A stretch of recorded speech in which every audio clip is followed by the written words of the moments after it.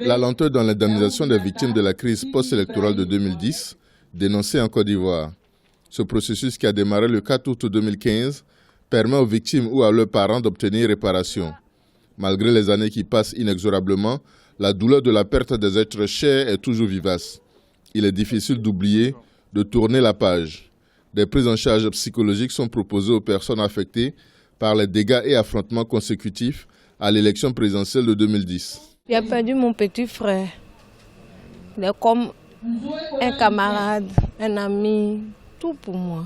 C'est vrai qu'on dit on oublie, mais c'est une plaie vraiment qui est cicatrisée un peu. Le PNCS, Programme national de cohésion sociale, a commencé l'indemnisation des victimes et leurs ayants droit. Pour les associations de victimes, le processus est trop lent face à l'ampleur des besoins. La CONARIV, Commission nationale de réconciliation et d'indemnisation des victimes, est pointée du doigt.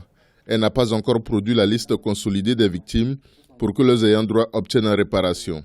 CONARIV ne traîne pas, parce que nous on ne peut pas comprendre que depuis Charles Konan Banny a fait 2 ans, ils ont utilisé à peu près certains 16 milliards, d'autres 19 milliards.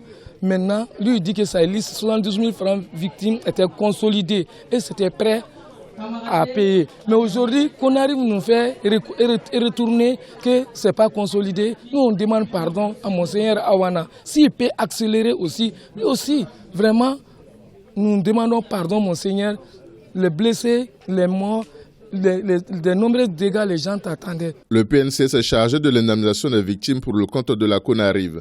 Selon elle, la lenteur constatée dans la réparation des dommages est parfois le fait de dissensions familiales. Les personnes qui n'ont pas encore reçu leur chèque, c'est dû à quelques petites difficultés. C'est le fait que parfois dans une même famille, il y a plusieurs personnes qui veulent prendre l'argent. Et nous, on ne peut pas se mettre dans les histoires de famille. Donc on attend que la famille soit d'accord pour nous donner le nom d'une seule personne qui va prendre le chèque au nom de la famille. Environ 2 tiers des 3 500 victimes décédées lors de la crise post-électorale ont été indemnisées. Les 1000 personnes blessées reçoivent une prise en charge médicale.